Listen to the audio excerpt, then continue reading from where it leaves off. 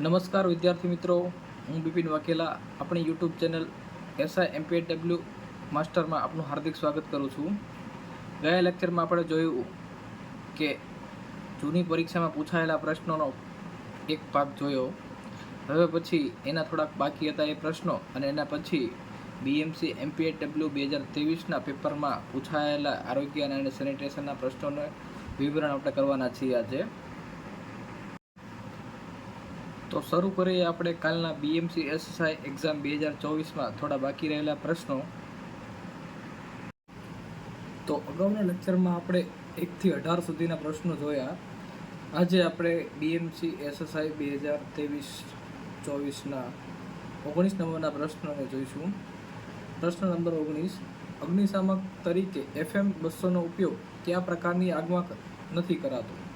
તો અહીં ઓપ્શન 4માં option A E type, option B D type, option C C type અને option D A type.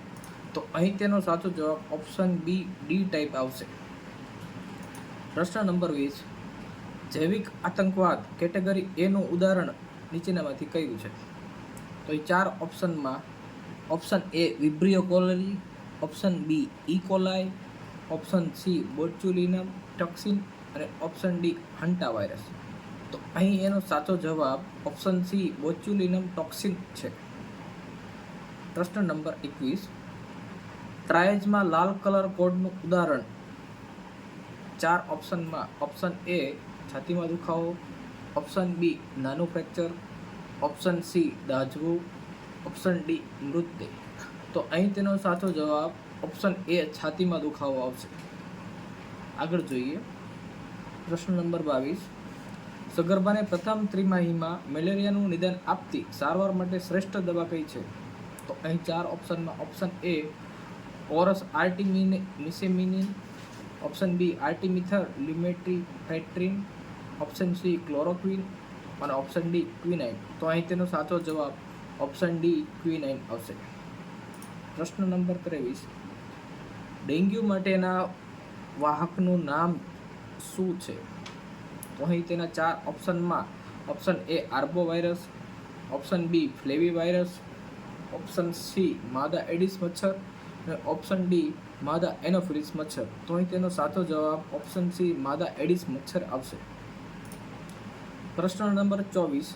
નવજાત શિશુનો શ્વસન દર નીચેનામાંથી શું છે એ આપણે જણાવવાનો છે.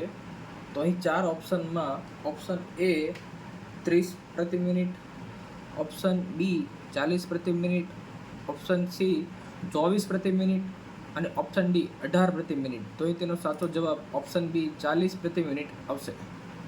આગળ જોઈએ. પ્રશ્ન નંબર 25. માતા મૃત્યુનું કારણ નથી, એટલે આપણે નીચેના જે 4 ઓપ્શન છે તેમાંથી નીચેનામાંથી કયું માતા મૃત્યુનું કારણ નથી ને એ જણાવવાનું છે. તો 4 ઓપ્શનમાં ઓપ્શન A રક્તસ્રાવ, ઓપ્શન B ચેપ, ઓપ્શન C ટોક્સેમિયા અને ઓપ્શન D સાયકોસિસ. તો અહીં 4 ઓપ્શનમાંથી સાચો જવાબ આપણો ઓપ્શન D સાયકોસિસ આવશે. આગળ જોઈએ. પ્રશ્ન નંબર 26. કચરો વીણવાવાળાને કોણ મદદ કરે છે? જો ફ્રેન્ડ્સ, ઘણીવાર હવે જે પ્રશ્નો પૂછાય છે એસઆઈને લગતા, એમાં કયા લેવલ સુધી આ લોકો પ્રશ્નને પૂછે છે. તો અહીં 4 ઓપ્શનમાં પ્રશ્ન નંબર 26ના જે 4 ઓપ્શન છે એ 4 ઓપ્શન પણ તમે જોઈ શકો છો કેવા છે અને પ્રશ્ન પણ કેવો છે. તો એ પ્રશ્નના 4 ઓપ્શનમાં ઓપ્શન A પોલીસ ખાતું, ઓપ્શન B સમાજ કલ્યાણ ખાતું, ઓપ્શન C ખેતીવાડી ખાતું અને ઓપ્શન D બિન સરકારી સંગઠનો એટલે કે NGO. તો અહીં તેનો સાચો જવાબ ઓપ્શન D બિન સરકારી સંગઠનો NGO આવશે. આગળ જોઈએ. પ્રશ્ન નંબર 27. મ્યુનિસિપલ ઘન કચરા વ્યવસ્થાપન અને સંચાલનના નિયમો 2016 મુજબ નોટિફાઈડ રહેણાંક વિસ્તારથી ઓછામાં ઓછું કેટલા મીટર દૂર હોવું જોઈએ? એટલે કે આપણો જે ઘન કચરો જે છે એ રહેણાંક વિસ્તારથી કેટલો હોવો જોઈએ, દૂર હોવો જોઈએ, કેટલા મીટર? તો અહીં 4 ઓપ્શનમાં option A 100 metre, option B 130 metre, option B 150 metre, option C 200 metre અને ઓપ્શન D 300 મીટર. તો તેનો સાચો જવાબ ઓપ્શન C 200 મીટર જવાબ આવશે. પ્રશ્ન નંબર 28. કયા પ્રકારના વાયુ પ્રદૂષકો ફેફસાનું કેન્સર કરે છે? તો 4 ઓપ્શનોમાં option A hydrocarbon, option B sulphur dioxide, option C carbon monoxide અને ઓપ્શન ડી એમોનિયા. તો અહીં તેનો સાચો જવાબ ઓપ્શન એ હાઇડ્રોકાર્બન આવશે. તો ફ્રેન્ડ્સ, અહીંયા આપણે BMC SSI 2023-24માં પૂછાયેલા એસએસઆઈની અંદર પૂછાયેલા પ્રશ્નોનું વિવરણ કરેલું.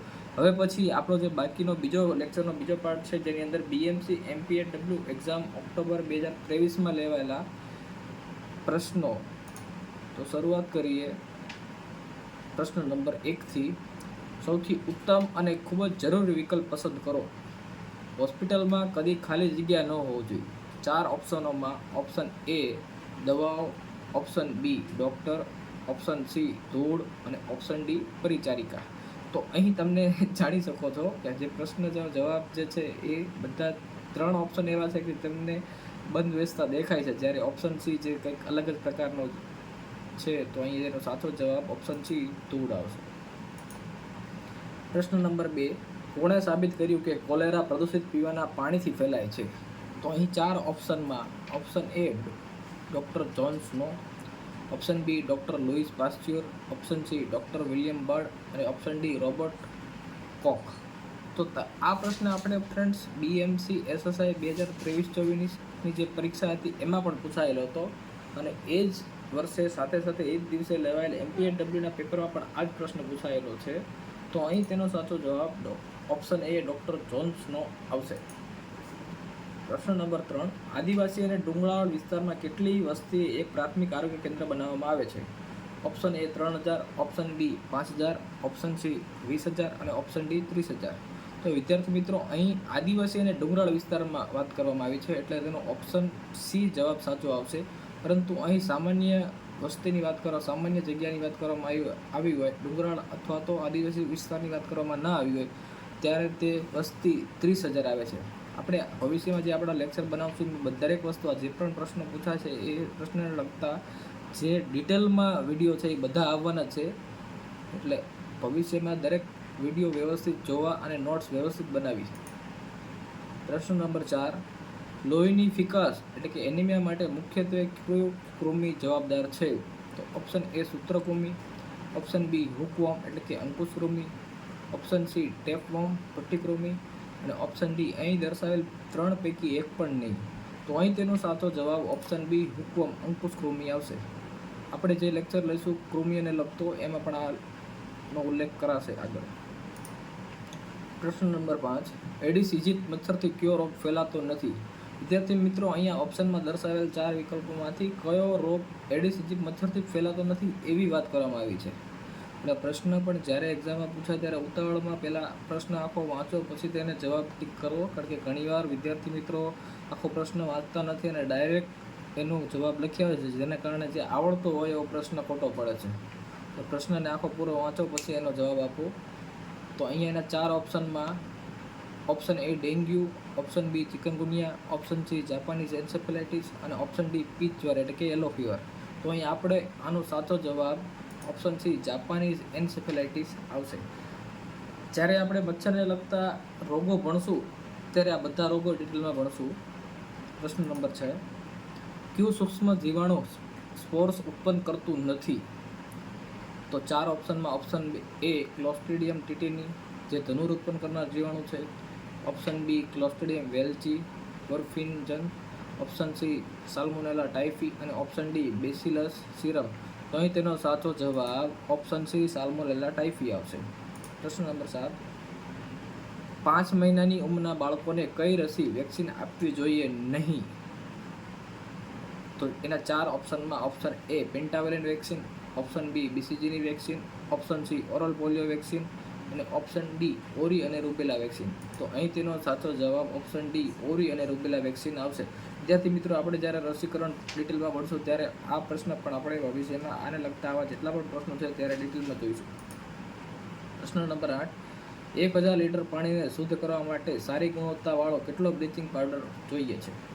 તો option A 2 gram, option B 4 gram, option C 3 gram અને ઓપ્શન ડી 2.5 ગ્રામ. તો તેનો સાચો જવાબ 2.5 ગ્રામ આવશે. પ્રશ્ન નંબર 9. કઈ અંતઃસ્રાવી ગ્રંથિ ઇન્સ્યુલિન હોર્મોન ઉત્પન્ન કરે છે?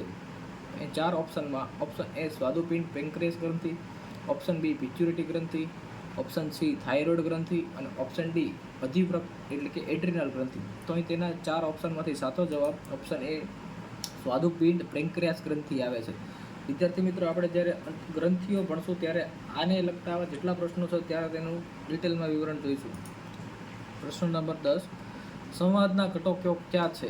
તો ઓપ્શન એ સંદેશો મોકલનાર, ઓપ્શન બે સંદેશો, ઓપ્શન સી સંદેશો પ્રાપ્ત કરનાર અને ઓપ્શન ડી ઉપરોક્ત તમામ. તો અહીં તેનો સાચો જવાબ ઓપ્શન ડી સંદેશો મોકલનાર, સંદેશો ઓપ્શન સી સંદેશો પ્રાપ્ત કરનાર, એટલે કે 3 ઓપ્શન સાચા છે, એટલે કે ઓપ્શન ડી ઉપરોક્ત તમામ જવાબ આવશે. પ્રશ્ન નંબર 11, ફાલ્સીપરમ મેલેરિયાની આર્ટિસ્યુનેટ કોમ્બિનેશન થેરાપીમાં બીજા દિવસે આર્ટિસ્યુનેટ ઉપરાંત કઈ દવા આપવામાં આવે છે? તો અહીં તેના 4 ઓપ્શનમાં ઓપ્શન બી પ્રિમાક્વિન સાચો જવાબ આવશે. પ્રશ્ન નંબર 12, એક સબ સેન્ટરની વસ્તી 6000ની છે. વર્ષ દરમિયાન તેના વિસ્તારમાંથી મેલેરિયા માટે 900 લોહીના નમૂનાનું પરીક્ષણ થયેલું છે. તો આ સબ સેન્ટરનો એબર કેટલો છે? વિદ્યાર્થી મિત્રો, ઘણીવાર આવા જે શોર્ટ ફોર્મ છે એ પણ એક્ઝામમાં પૂછાતા હોય છે. આવા જે આપણે જે શોર્ટ ફોર્મ છે એને લગતો પણ એક વિડીયો ભવિષ્યમાં લઈશું, જે બાદ આપણે ડિટેલમાં જોવાના છીએ. પ્રશ્નને લગતા જે 4 ઓપ્શન છે જેમાંથી option A 1.5, option B 15, option C 30 અને ઓપ્શન ડી 150. તો તેનો સાચો જવાબ ઓપ્શન બી 15 આવશે. પ્રશ્ન નંબર 13, કોલસાના સૂક્ષ્મ કણોના સતત સંપર્કમાં આવવાથી કયો રોગ થાય છે? તો એ 4 ઓપ્શનમાંથી option A byssinosis, option B bagassosis, option C anthracosis અને ઓપ્શન ડી સિલિકોસિસ. તો અહીં તેનો સાચો જવાબ ઓપ્શન સી એન્થ્રેકોસિસ આવશે. પ્રશ્ન નંબર 14, ડેન્ગ્યુ તાવમાં શરીરના લોહીના કયા કણો વધારે પ્રમાણમાં ઘટી જવાથી જટિલતા એટલે કે કોમ્પ્લિકેશન થઈ શકે છે? તો 4 ઓપ્શનની અંદર ઓપ્શન એ ત્રાક કણો, પ્લેટલેટ, ઓપ્શન બી રક્તકણો, ઓપ્શન સી શ્વેત કણો અને ઓપ્શન ડી અહીં દર્શાવેલા 3 પૈકી એક પણ નહીં. તો તેનો સાચો જવાબ ત્રાક કણો એટલે કે પ્લેટલેટ આવશે. પ્રશ્ન નંબર 15, ઓર એટલે કે પ્લેસેન્ટા મારફતે સગર્ભા માતામાંથી ગર્ભસ્થ શિશુમાં કયો રોગ પ્રસરતો નથી? વિદ્યાર્થી મિત્રો, જ્યારે આવા પ્રશ્નો પૂછે છે ત્યારે ખાસ ધ્યાન રાખવા વિનંતી, કારણ કે મોટાભાગના પ્રશ્નોમાં હવે છેની જગ્યાએ નથીવાળા પ્રશ્નો વધારે પૂછાવા માંડેલા છે. તો એ તેના 4 ઓપ્શનમાં option A toxoplasmosis, option B rubella, option C syphilis અને ઓપ્શન ડી એ પ્રકારનો કમળો એટલે કે સાદો કમળો. તો અહીં તેનો સાચો જવાબ ઓપ્શન ડી એ પ્રકારનો કમળો એટલે કે સાદો કમળો જવાબ આવશે. વિદ્યાર્થી મિત્રો, એ પ્રકારનો કમળો એ પાણીજન્ય રોગ છે, જે આપણે ભવિષ્યમાં પાણીજન્ય રોગ વિશે ભણશું ત્યારે ડિટેલમાં ભણશું. પ્રશ્ન નંબર 16, કઈ કમિટીની ભલામણોના આધારે ભારત સરકારે વિવિધલક્ષી આરોગ્ય કાર્યકરની યોજના એટલે કે MPHW સ્કીમ શરૂ કરી હતી? તો એ તેના 4 ઓપ્શનમાં option A Bhore committee, option B Kartar committee, option C Srivastava committee અને ઓપ્શન ડી કૃષ્ણન સમિતિ. તો અહીં તેનો સાચો જવાબ ઓપ્શન બી કરતાર સમિતિ આવશે. પ્રશ્ન નંબર 17, 1 ગ્રામ કાર્બોહાઈડ્રેટમાંથી કેટલી કિલો કેલરી મળે છે? તો option A 8 kilo calorie, option B 4 kilo calorie અને ઓપ્શન સી 6 કિલો કેલરી અને ઓપ્શન ડી 10 કિલો કેલરી. તો અહીં તેનો સાચો જવાબ ઓપ્શન બી 4 કિલો કેલરી આવશે. વિદ્યાર્થી મિત્રો, આપણે જ્યારે પણ પોષણને લગતા ડિટેલમાં વિડીયો બનાવશું ત્યારે આ જેટલા પણ કાર્બોહાઈડ્રેટ, પ્રોટીન, ચરબી, જેટલા પણ પોષક દ્રવ્યો છે, પોષક તત્વો છે એને ડિટેલમાં આપણે ત્યારે ભણવાના છીએ.